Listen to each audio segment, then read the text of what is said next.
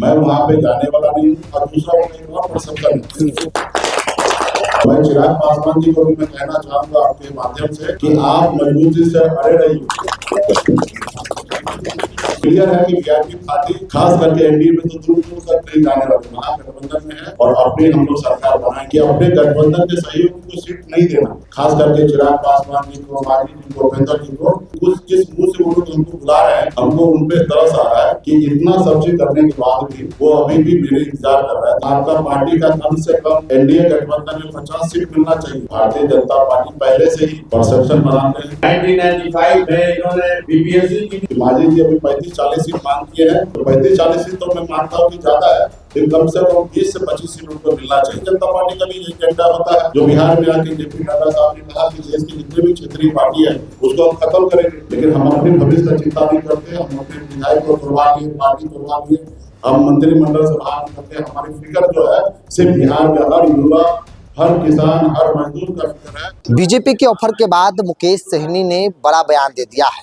दरअसल मुकेश सहनी की पार्टी में आज आईपीएस की नौकरी को छोड़कर नूरुल हुदा वीआईपी पार्टी ज्वाइन किए हैं। उन्होंने कहा कि भाई बिहार में जो मुसलमानों की आबादी है उसका आवाज़ मैं बनना चाहता हूं, बिहार में बदलाव का साथी बनना चाहता हूं, बिहार में काम करना चाहता हूं और इसीलिए हमने आईपीएस की नौकरी छोड़कर मुकेश सहनी की पार्टी वीआईपी ज्वाइन किया है। मौके पर वीआईपी पार्टी के कई बड़े नेता मौजूद थे और उस वक्त जब मुकेश सहनी से सवाल किया गया बीजेपी के ऑफर को लेकर, उन्होंने साफ तौर पे ऑफर को ठुकराया है और उन्होंने कहा है कि मेरा नाम लेकर अपने सहयोगी दलों पर भाजपा दबाव बना रही है। चिराग जी, आपको दबने की जरूरत नहीं है, कम से कम आप 50 सीट पर चुनाव लड़िए, ऐसा हम भी चाहते हैं।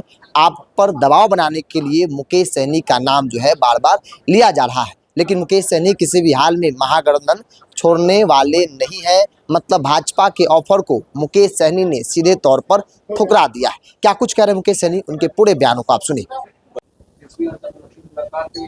कितने सीट तक आपका डिमांड? देखिए, कल महागठबंधन का बैठक होने वाला है बिहार में और हम लोग बैठेंगे और कितने सीट पर लड़ना है, डिमांड करना, वो तो गठबंधन के प्लेटफॉर्म पे करना है और जब गठबंधन के प्लेटफॉर्म पर स्वीकृत हो जाएगा तो आप लोगों के बीच में आपको इसकी जानकारी हम लोग दे देंगे।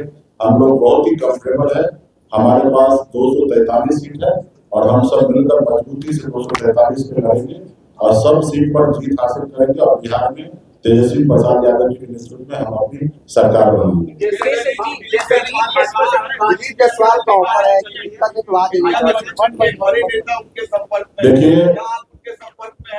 देखिए, हम भी सुने हैं, भारतीय जनता पार्टी पहले से ही परसेप्शन बनाते हैं, वो पहले से ही वो अपने आप को कमजोर समझते हैं। उनको पता है कि मेरे नैया पार नहीं लगने वाले 2020-25 में। ये नैया को अगर कोई पार लगा सकता तो सड़क बंदा ही पार लगा सकते, तो इसलिए वो लोग हमारे इंतजार कर रहे हैं।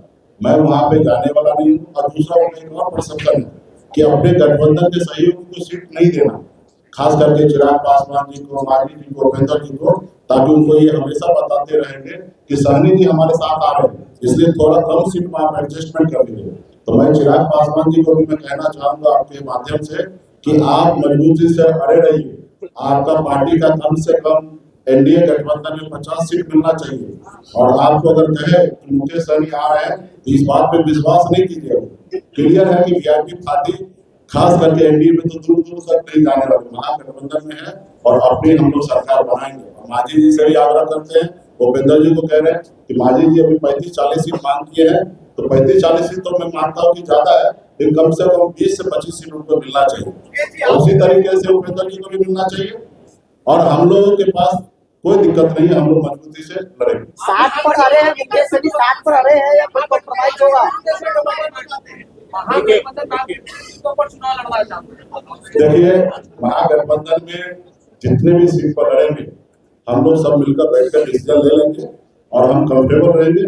और आपने देखा पिछले बार हमने राष्ट्रीय कार्यकारिणी का जब हमारा बैठक हुआ था, हमने अपने पार्टी के लिए एजेंडा सेट किया कि भविष्य में हमारी पार्टी 60 सीट पर चुनाव लड़े। उसी तरीके से भारतीय जनता पार्टी का भी एजेंडा होता है, जो बिहार में आके जेपी नड्डा साहब ने कहा कि देश की जितनी भी क्षेत्रीय पार्टी है उसको हम खत्म करेंगे, तो सब अपने अपने पार्टी के लिए एक रोड मैप बनाते हैं। उसी तरीके से हमने बनाया है और वो भी उस सीट में 2-4 सीट कम हो या ज्यादा हो, उससे कोई फर्क नहीं पड़ेगा। हम मजबूती से महागठबंधन लड़ाई लड़ेंगे।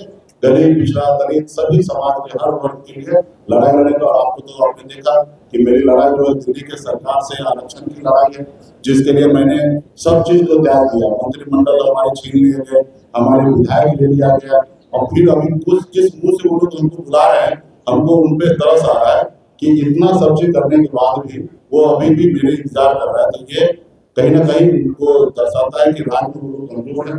एक तरफ प्रशांत की सोची उनको डैमेज करेंगे, बहुत सारे लोग हैं, जाति धर्म के लोग हैं जो अभी उनको पसंद नहीं कर रहे।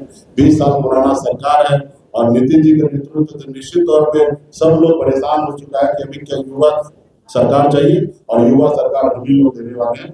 तो इसलिए मजबूती से महागठबंधन में हम लोग सरकार बनाएंगे। कल की जो बैठक होगी वो इम्पोर्टेंट होगी आपके भविष्य के बारे में भी, क्योंकि मुख्यमंत्री का चेहरा हमारे भविष्य का लिए छोड़ दीजिए, डिप्टी सीएम का भी चेहरा तय होगा। हम लोगों के लिए अपने भविष्य का चिंता नहीं है। अगर भविष्य का चिंता होता तो भारतीय जनता पार्टी का बात मान के हो सकता है सीएम का चेहरा होता, लेकिन हम अपने भविष्य का चिंता नहीं करते। हम अपने विधायक को तोड़वा लिए, पार्टी तोड़वा लिए, हम मंत्रिमंडल से बाहर निकलते। हमारी फिक्र जो है सिर्फ बिहार का हर युवा, हर किसान, हर मजदूर का फिक्र है कि अपने राज्य को छोड़कर दूसरे राज्य में उसको जाना ना पड़े, अपने राज्य में काम करे। यही हमारी फिक्र है। बीजेपी और एनडीए के लिए